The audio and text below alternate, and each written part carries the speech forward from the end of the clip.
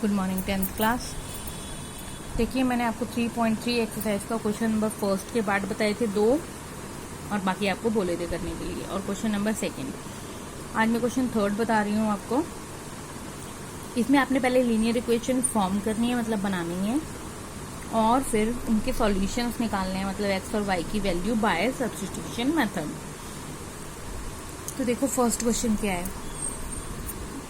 The difference between two number is 26। दो number का difference जो है वो 26 है। One number is 3 times the other. एक जो है वो दूसरे से 3 टाइम्स है। ठीक है, फाइंड देम। तो ना आपको एक पहला पता है ना दूसरा पता है, तो आपने फर्स्ट को x मान लिया, सेकंड नंबर को y। दोनों का डिफरेंस यानी x माइनस वाई जो है वो 26 है। नेचुरल सी बात है x बड़ा होगा फिर, क्योंकि पॉजिटिव नंबर आ रहा है यहाँ पे। उसके बाद उन्होंने बोला पहला जो नंबर है वो दूसरे से 3 टाइम्स है, यानी x is equal to 3y। ये बन गई सेकेंड इक्वेशन। यहाँ पर आपको दूसरी इक्वेशन में से निकालने की जरूरत नहीं है x की वैल्यू। यहाँ ऑलरेडी x की वैल्यू 3y की टर्म में आई। इस वैल्यू को उठा करके किस में रख दोगे? इक्वेशन नंबर 1 में। x की जगह पे आपने 3y रखा, फिर minus y equal to 26। 3y minus y मतलब 2y, क्योंकि इसकी जिसके आगे कुछ नहीं होता उसके आगे क्या होता है? 1। 3 में से 1 गया 2y 26। अब ये 2 यहाँ मल्टीप्लाई हो रहा है, इधर आके डिवाइड होगा, तो y की वैल्यू कितनी आ गई? 13। अब इस 13 को आपने कहाँ रखना है? इस इक्वेशन में। ठीक है, y की जगह पे। तो x की वैल्यू क्या आ जाएगी? 3y, यानी 3 इंटू 13 दैट इज 39। तो फर्स्ट नंबर 39 है, सेकेंड नंबर 13 है। अब नेक्स्ट पार्ट पे आ जाओ। The larger of to supplementary angle exceeds the smaller by 18 degree. Find them. Supplementary angles क्या होते हैं पहले ये बताइए। 2 ही एंगल होते हैं, कॉम्प्लीमेंट्री, एक सप्लीमेंट्री। कॉम्प्लीमेंट्री जो होते हैं उसमें 2 एंगल का सम 90 डिग्री होता है, और सप्लीमेंट्री एंगल्स में 2 एंगल का सम 180 डिग्री होता है। उन्होंने बोला जो लार्जर एंगल है सप्लीमेंट्री एंगल का, वो छोटे से स्मॉलर से एक्सीड मतलब ज्यादा है। कितना ज्यादा है? 18 डिग्री ज्यादा है। तो आप लार्जर एंगल को क्या मान लीजिए? x, स्मॉलर एंगल को y। और according to supplementary angles x plus y किसके इक्वल होंगे? 180 डिग्री के। ये तो फर्स्ट इक्वेशन होगी। क्वेश्चन के अकॉर्डिंग जो लार्जर एंगल है यानी x जो है वो स्मॉलर एंगल से कितना ज्यादा है? 18 डिग्री, यानी प्लस 18 डाल दिया मैंने। तो ये हो गई सेकेंड इक्वेशन। यहाँ भी आपकी को x की अलग वैल्यू निकालने की जरूरत नहीं है, x की वैल्यू डायरेक्ट आ गई y प्लस 18। इस y प्लस 18 को आप फर्स्ट इक्वेशन में रख दो x की जगह, plus y 180, y plus y 2y। ये 18 यहाँ प्लस हो रहा है, उधर जाके माइनस हो जाएगा। कितना आ गया माइनस करके? 162। अब ये 2 मल्टीप्लाई हो रहा था, इधर आके डिवाइड हो गया, तो 2 से 162 की कटिंग करी तो y की वैल्यू आ गई 81। अब y की वैल्यू y, ये आ गया आपका स्मॉलर एंगल। आपको लार्जर भी निकालना है, और लार्जर की वैल्यू क्या आई थी? y प्लस 18, यानी इस 81 के अंदर आप कितना ऐड कर दोगे? 18। तो कितना आ गया? 99 डिग्री। ठीक है, x की वैल्यू 99, y की वैल्यू 81। अब आ जाइए आप क्वेश्चन नंबर 3 पे। क्वेश्चन नंबर 3 क्या है आपका? क्वेश्चन नंबर है 3।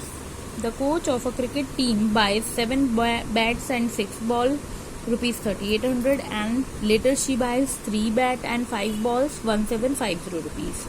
Find cost of each bat and each ball. देखो कॉस्ट ऑफ ईच बैट को 1x मान लो, और कॉस्ट ऑफ ईच बॉल को y। ये आप ऐसी इक्वेशंस 3.1 में ऑलरेडी बना चुके हो, और 3.2 में भी बना चुके हो। अब कितनी बॉल्स है? 7 बॉल्स, यानी 7x plus 7 bats plus 6y equal to 3800, और दूसरे में हो जाएगा 3x plus 5y equal to 750। 2 equation बन गई। किसी भी दोनों में से एक इक्वेशन में से आप x की वैल्यू निकाल लो। ये 6y उधर जाके 3800 में से माइनस हो गया, 7 जो है डिवाइड हो गया, ये हो गई x की वैल्यू। इस x की वैल्यू को आप सेकेंड इक्वेशन में पुट कर दो। x की जगह पे 3 3800 minus 6y upon 7 plus 5y equal to 750। अब 3 और 7 की कटिंग नहीं हो सकती, मतलब 3 की ब्रैकेट खोलना पड़ेगा, मल्टीप्लाई करनी पड़ेगी। 3 की मल्टीप्लाई करी तो ये आया अपॉन 7 प्लस 5y था, इसके डिनोमिनेटर कुछ नहीं है, 1 हो गया 715। क्योंकि आप इसको ऐसे सॉल्व नहीं कर सकते, आपको एलसीएम लेना ही पड़ेगा। 7 और 1 का LCM 7, 11400 minus 18y as it is, 7 5 35, क्योंकि यहाँ 1 था, इक्वल टू 750, 1750 अपॉन इसके डिनोमिनेटर में क्या होगा 1। क्रॉस मल्टीप्लाई करेंगे फिर से, इसकी 1 से करेंगे तो ये पूरी टर्म एज इट इज। अब यहाँ देखो ये नंबर एज इट इज, ये माइनस का 18y है, प्लस का 35y है, प्लस माइनस माइनस 35 में से 18 गया 17, साइन आया बड़े का, plus 17y equal to 1750 multiply किससे होगा 7 से, जो मल्टीप्लाई करेंगे तो आ गया 12250। अब ये 11400 प्लस था उधर आके माइनस हो गया, तो कितना आ गया 850। अब 17 जो है वो मल्टीप्लाई कर रहा है, इधर आकर के डिवाइड हो जाएगा, तो कितना आ गया y की वैल्यू 50 रुपीज़। अब इस 50 रुपीज़ को उठा के आपने किस में पुट करना है, इस थर्ड में, y की जगह पे, y की जगह पे 50 पुट किया, 5 6 33,000 माइनस 300 माइनस हो गया, 3500 आ गया अपॉन 7, यानी x की वैल्यू कितनी आ गई 500 रुपीज़। ठीक है, तो ये आ गई cost of 1 bat and 1 ball. अब आ जाइए आप नेक्स्ट क्वेश्चन नंबर 4 पर। देखिए क्वेश्चन नंबर 4 में क्या है। The taxi charges in a city consist of a fix charge together with the charge for the distance covered. For a distance of 10 km, the charge pay rupees 105, and for journey of 15 km, the charge pay rupees 155. What are the fixed charges and the charges per kilometer? How much does a person have to pay for traveling a distance 25 km? देखो, जब आप taxi करते हो तो taxi करने में कुछ fixed amount होता है कि भाई आपने इतने रुपीज़ देने ही देने हैं, उसके बाद आप जितना एक्स्ट्रा चलोगे उतने आप अमाउंट के अंदर जोड़ते जाओगे। तो उस फिक्स चार्ज को हमने x मान लिया और एडिशनल चार्ज को y। अब फिक्स चार्ज तो दोनों बार ही लगेगा, ठीक है।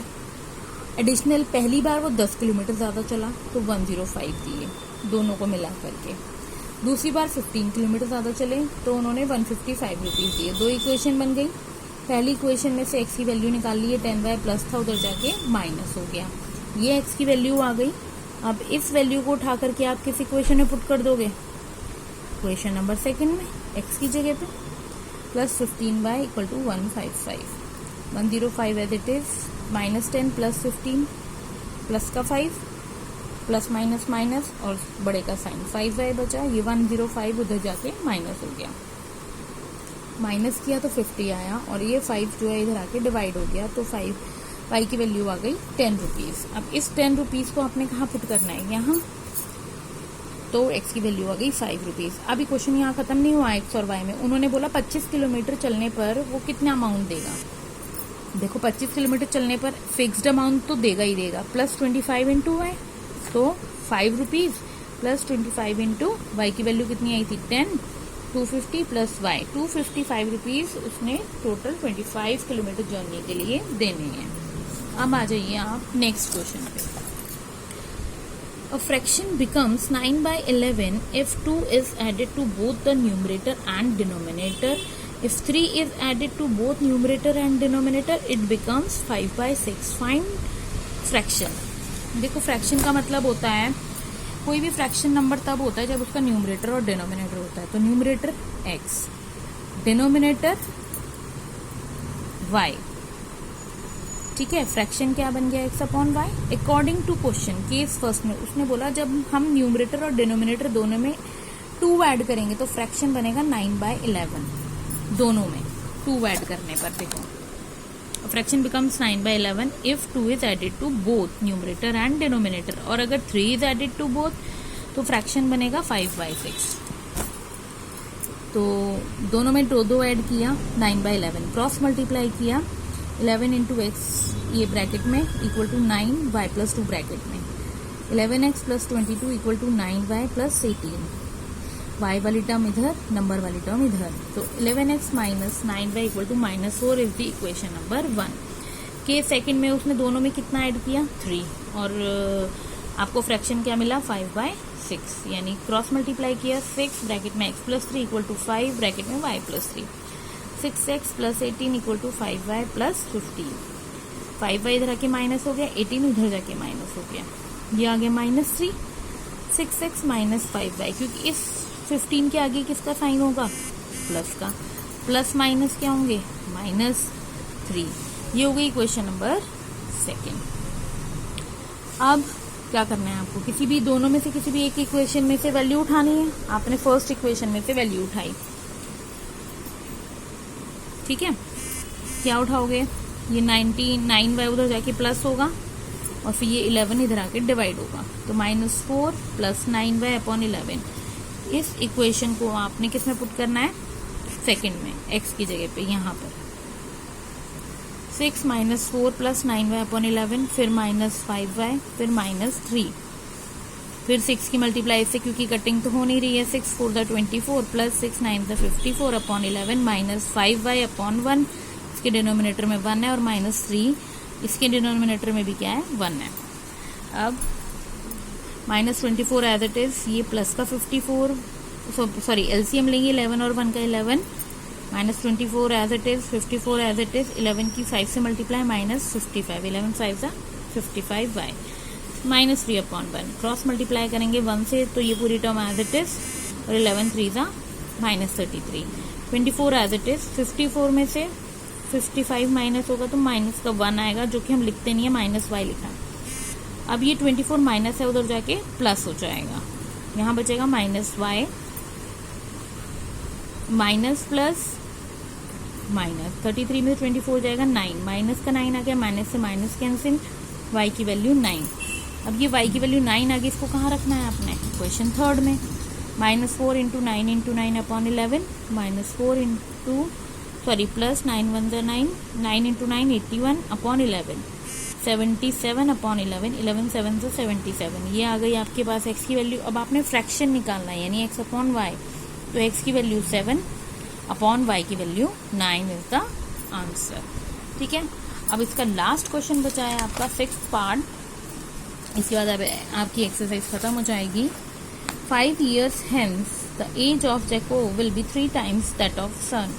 5 years ago Jacob age is 7 times that of his son. What are their present ages? Ago और before का मतलब यही है कि पहले और बाद में। और ये क्वेश्चन की आप इक्वेशन बना चुके हैं एक्सरसाइज 3.1 में। Jacob एज x मान लो, son age y। According to question case first 5 years hence मतलब अभी। जैकोब की एज में भी 5 ऐड हो जाएगा और सन की एज में भी। जैकोब जो है वो अपने बेटे का 3 टाइम्स है। जैकोब की age as it is equal to 3 times मतलब 3 गुना है। 3 × y + 5 यानी 3y, 3 5 = 15, y वाली वैल्यू इधर, नंबर इधर, तो x - 3y = 10 is the first equation. इसी तरीके से केस सेकंड में 5 years अगो जैकोब की एज माइनस हो जाएगी 5 और सन की एज में से भी 5 माइनस होगा। जैकोब की जो एज है वो 7 गुना थी, यानी 7 × y - 5 ब्रैकेट में रखी जाएंगी दोनों टर्म। जब 2 टर्म होती हैं तो ब्रैकेट में रखते हैं। अब ये 7 × y 7y, 7 5 = 35, फिर 7y इधर आके माइनस क्योंकि इसके आगे प्लस है, और ये 5 इधर आके प्लस क्योंकि इसके आगे माइनस है। x - 7y = -30, equation number second. अब फिर से आपने वही मेथड अपनाना है। दोनों में से एक इक्वेशन में से आपने x की वैल्यू निकाली, दूसरी इक्वेशन में पुट करी, आपके पास वैल्यू आ गई।